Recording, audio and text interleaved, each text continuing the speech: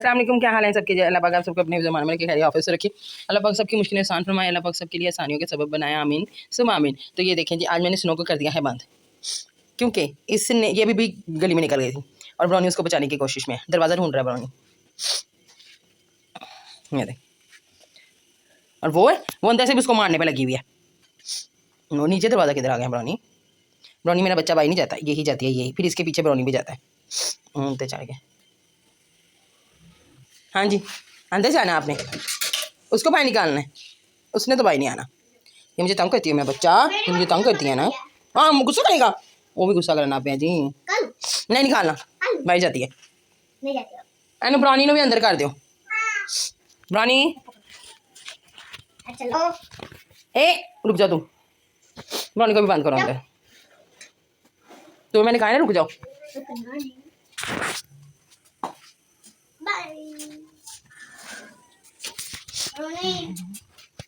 ए मारेगा। हाँ जी, कैसी रही जी मुन्ने, आप सही हो। तुम भी अंदर देखा, मार रहा है वो, छोड़ दो, कैद हो गया ना तो गुस्सा करेंगे, रहेंगे अब ये कैद ही, हमें काम नहीं करने दे। आज का जो हमारा व्लॉग है वो ये है कि कश्यप ने बोलना ही नहीं है, कश्यप चुप रहेगी और 24 घंटे ही चुप रहेगी। हुआ है, आज कश्यप की हैड नहीं है और कश्यप सारे काम करेगी लेकिन खामोशी में करेगी। और यहाँ पर ये जो हमारे बचुंगड़े हैं, ये कश्यप से जो भी बात करेंगे कश्यप उसको इशारों में जवाब देगी। बहुत मज़ा आने वाला है। आज कश्यप नहीं बोलेगी भाई, आज देखते हैं क्या होता है।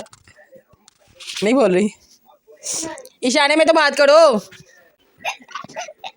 जा अभी, तुझसे ना 1 घंटा भी चुप नहीं रहा गया। क्या हुआ आपी की जी। अब हम खाने लगे हैं जी खाना, दोपहर का खाना विद नाश्ता। वो है जी साग चाय। अभी यहाँ पे पराठे आएंगे, ये हैं जी पराठे, और इसमें जो ये वाला पराठा है ये मूली वाला है मेरा। जाए आप ही, तेरे को तो 1 घंटा ना चुप रहा गया। अब आप ही, आपको क्या सजा मिलनी चाहिए। क्यों 100 रुपया दे तू, तुम्हें 100 छीतर ना दे जी। तो जैसा कि आपने देखा कि कश्यप के साथ आज हमने किया था टास्क के कश्यप चुप रहेगी, लेकिन कश्यप ऐसे 1 घंटा भी ना चुप रहा गया, कश्यप तो हो गई आउट। अच्छा जी, ये कपड़े हैं जो कि पीसीस में पीसीस हैं, जैसे हमारे जो सूट होते हैं उनकी कटिंग बैठ जाती है, ये वो पीसीस हैं। तो इसको हम प्रेस कर रहे हैं ताकि हमें इसकी जो सही तरीके से है ना सारी कटिंग का भी समझ आए, और उसके अलावा हमें पता चले कि कौन सा पीस क्या ही सिलेगा, क्योंकि ये 3 साल के बच्चे के कपड़े बनाने हैं। पीसेस बहुत कम हैं, डिज़ाइनिंग तो नहीं होगी, लेकिन ये है कि हम इसका इस्तेमाल ये कर सकते हैं कि सिंपल ही हम इनको सी के दे सकते हैं, क्योंकि वो बच्ची ने घर में ही पहनने हैं, तो सिंपल ही चले वो पहन तो लेगी ना, पर डिज़ाइनिंग नहीं होगी, क्योंकि पीसेस ही नहीं है। पीसेस के साथ डिज़ाइनिंग होती है, लेस वगैरह हम लगा देंगे। बाकी ये है कि ये इनके पीसेस हैं, ये कटिंग की ऐसी अजीब हुई हुई थी कपड़ों की कि कुछ भी नहीं कहा जा सकता। बड़े मुश्किल से हम इनको इनकी जो रेब है वो निकालनी है, इनकी फिर जितनी भी है सारी इनके सिस्टम्स है ना, इसको हमने सही तरीके से अपना प्रेस वगैरह तो कर लिया है। अब ये जो दूसरे सूट के पीसेस है, ये देखेंगे इस तरह के कतरे, ये चले हमें ये होगा कि मगज़ी वगैरह में काम आ जाएंगी, लेकिन जो हैं पीसेस इतने छोटे छोटे थे, अजीब थे। मैं आपको आगे आगे सारी दिखाती हूँ कि किस तरह के ये पीसेस थे। तो ये जो मल्टी कलर का आप देख रहे हैं, ये जो मैंने अभी पकड़ा है, ये सूट हमने सिया, बहुत मेहनत से सिया भाई। इसका बस ये एक ही ये चौड़ा पीस था, बकाया सारे पीस थे। तो मैं इस्त्री कर करके इनको सही करती रही, ताकि ना इनकी ना एक तो सारी जो चुनट्स हैं वो निकल जाएं, और जो रेब है वो मुझे समझ आएंगी। तो ये एक ही पीस था, ये लंबे लंबे पीस थे, इनकी रेब्स निकालनी थी। ये देख रहे हैं ना आप किस तरह की कटिंग है। तो इनकी सारी रेब निकालते निकालते भी कपड़ा कितना ज़ाया हुआ। फिर उसके बाद ये देखें, ये छोटे छोटे पीसेस भी बीच में आए हुए हैं। तो चलो ये है कि इनका जोर शोर लगा लोगों के, मैंने पैजामा भी तैयार किया, कमीज़ भी तैयार की, फिर उस पर लेस भी लगाई। लेस भी मैंने अच्छी वाली इस पर लगाई हुई है ना, मल्टी शेड्स में। तो काफ़ी मेहनत करनी पड़ती है ऐसे पीसेस में ना। आपके पास पूरा पूरा पीस होना तो आप इजीली काटते हैं और उसको सी लेते हैं, लेकिन इस तरह के पीसेस में बहुत मेहनत होती है। मैंने फ़र्स्ट टाइम इस तरह के पीसेस के कपड़े सिए हैं, बट लग पता गया है। नेक्स्ट टाइम तो तौबा किसी के भी नहीं ऐसे पीसेस पकड़ूंगी, क्योंकि ये तो सही होते ही नहीं है। मैं भी अपनी बेटी के अपने पीसेस नहीं सीती, लेकिन हमारी जो दर्जन है जिसके पास हम पहले कपड़े सिलवाते थे, वो इस तरह के बिल्कुल भी नहीं सीती हैं। और जो मैं खुद भी सीती हूँ, मैं भी इस तरह की कटिंग बिल्कुल भी नहीं करती हूँ। मैं बड़ी हिसाब से कटिंग करती हूँ कि जिससे ना बच्ची का कपड़ा भी निकल जाए। तो मेरी हरम के जो कपड़े हैं वो बन जाते हैं। इसके वजह से मैं बहुत कम बनाती हूँ, लेकिन ये होता है कि चले उन पीसेस का ज़ाया नहीं होते हैं। अगर ज़्यादा भी ना बचे तो कम से कम दो। ये जो पीसेस थे ये 2 साल की बच्ची के बहुत परफेक्टली ना कपड़े इसमें से बन सकते थे, लेकिन ये इनकी बच्ची से 3 साल की, कद में भी अच्छी थी। तो उन्होंने बोला कि जी हमारी बच्ची के कपड़े सी दें। मैंने सोचा कि चलें जी सिल जाएंगे, लेकिन मुझे अंदाज़ा नहीं था कि इसकी कटिंग ही बहुत अजीब हुई है। आप देख लें किस तरह के अजीबो-गरीब कटिंग्स के लंबे लंबे पीसेस हैं। बंदे को लग पता जाए कसम से, ऐसे पीसेस बड़े अजीब होते हैं।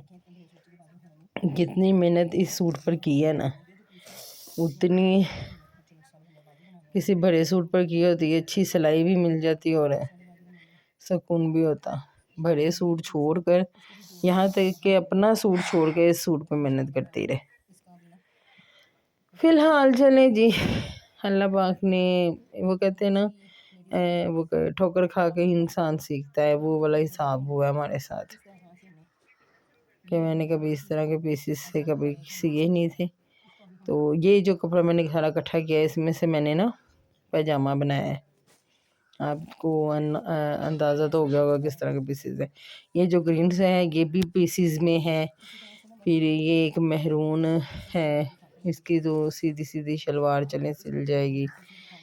फिर ये फोल्ड करने के लिए कपड़ा नहीं था, उसमें भी 1.5 इंच, किसी का 2 इंच, वो छोटा हो रहा था। अल्लाह ही माफ़ करे, बड़ा ही मुश्किल काम था जी। तो अब हमने उन कपड़ों को तो सारा को सी लिया, इस्त्री कर लिया था। अब हम जी इस सूट की सिलाई करने आ गए, क्योंकि ये मुकम्मल सूट सिल रहा था। तो मैंने कहा पहले इसको ही सी लेते हैं ताकि पूरा कपड़ा पूरा सूट एक सिल जाए बच्ची का। तो मैं जिसका गला जो है वो वी बनानी, पहले मैंने गोल बनाने की सोचा था, लेकिन वी इसलिए बना रही हूँ कि लेस बहुत प्यारी लगेगी, और मैंने इसलिए वी गला बनाया। बच्चियों को इस तरह गले अच्छे लगते हैं, चोरस, गोल या वी, ताकि देखें क्या होता है क्या नहीं होता है। और बाकी ये है कि जी काफ़ी मेहनत लगती है हर काम में। आप भी देख रहे हैं कि हर काम को एक मेहनत से, एक बड़ी प्यार से, बड़ी मोहब्बत से मैं बनाती हूँ। मुझे यही था कि कहीं से ख़राब ना हो जाए, कोई मसला ना आ जाए, क्योंकि छोटे बच्चों के कपड़ों पर ज़्यादा मेहनत होती है बड़े कपड़ों की निस्बत शायद। क्योंकि बड़े कपड़ों में तो हमें पता होता है कि हमारे पास पूरा पूरा सूट का पीस आया हुआ है और उसकी डिज़ाइनिंग कैसे करनी है, कैसे क्या करना है, लेकिन ऐसा होता नहीं है। अब ये देखेंगे मैं ना यहाँ पर इसकी जो मगज़ी वगैरह, फिर मैंने इसकी बैक सारी तैयार की, और इसका मैंने जो मगज़ी थी ना उसको ना मैंने पहले प्रेस कर लिया। प्रेस करके तो अच्छी तरह से ना पहले फोल्ड किया, फिर प्रेस किया, और इसकी फिनिशिंग देखें अच्छी आ रही है। तो अच्छी आ जाती है। कुछ लोग तो ग्लू गन से ये ग्लू स्टिक है, इससे भी काम करते हैं। तो ग्लू स्टिक तो मेरे पास भी थी, तो मुझे अचानक से याद आया कि तो ग्लू स्टिक थी, तो ये तो मेरे पास बहुत थोड़ी सी थी। तो मैंने इसको इस्तेमाल करने के लिए ब्रश का इस्तेमाल किया, क्योंकि मेरा फर्स्ट टाइम था।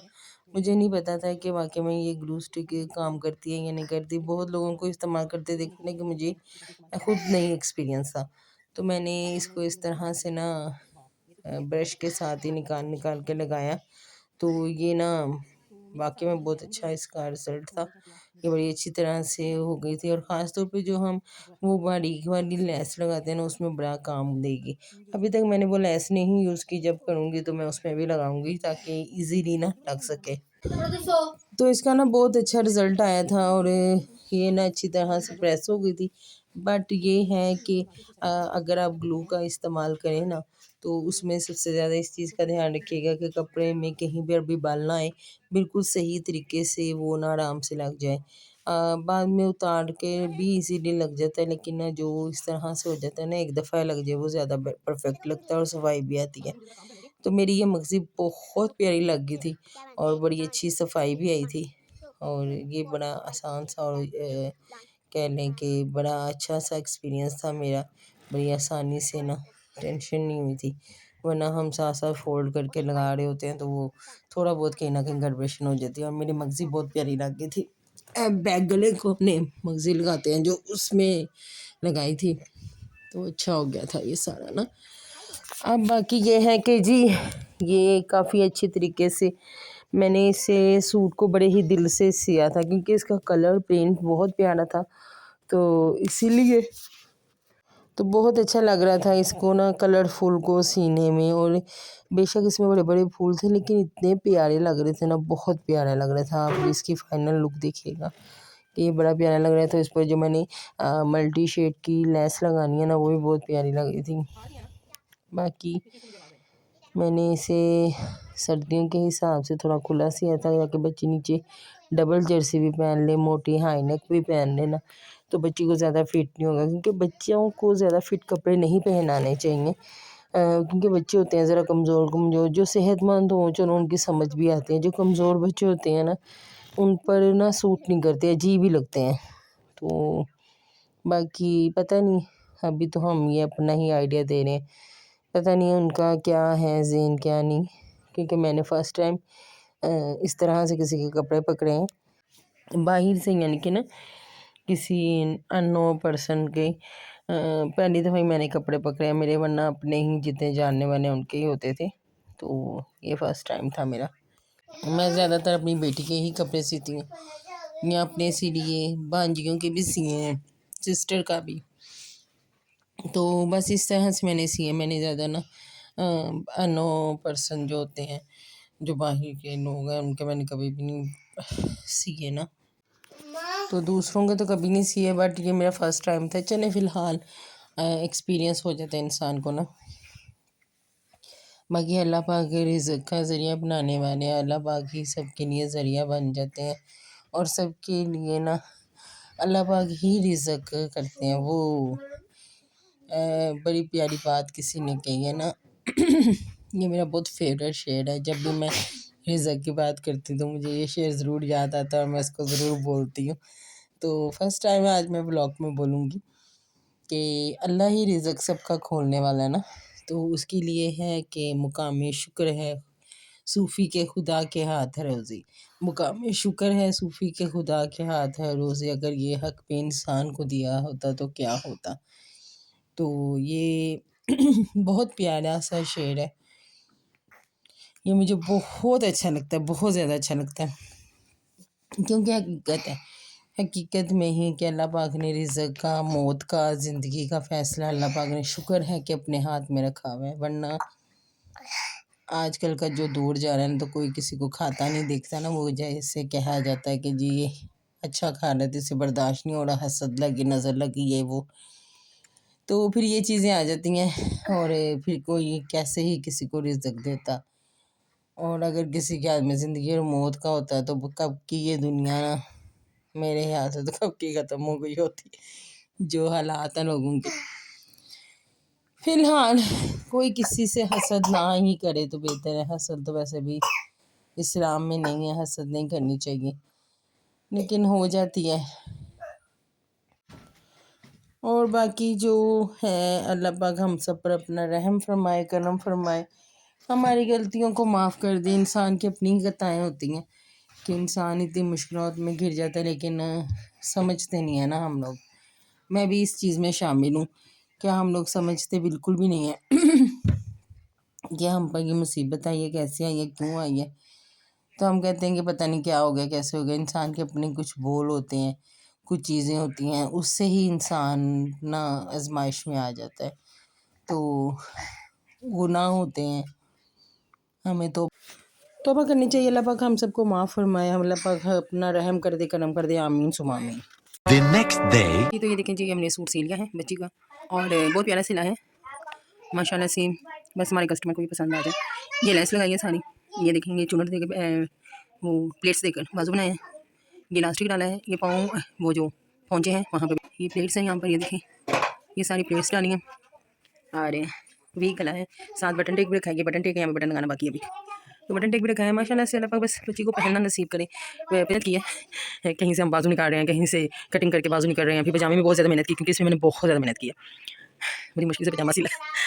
और बाकी ये था कि इसकी कटिंग बहुत अजीब की हुई थी, वो मैंने आपको दिखाई भी थी। आज के लोग आपको अच्छा लगा लाइक करिए, सब्सक्राइब कीजिए, प्यारा से कमेंट कीजिए। हरम फैमिली 224 को अपनी दुआ में याद रखिए जी। अल्लाह हाफ़िज़।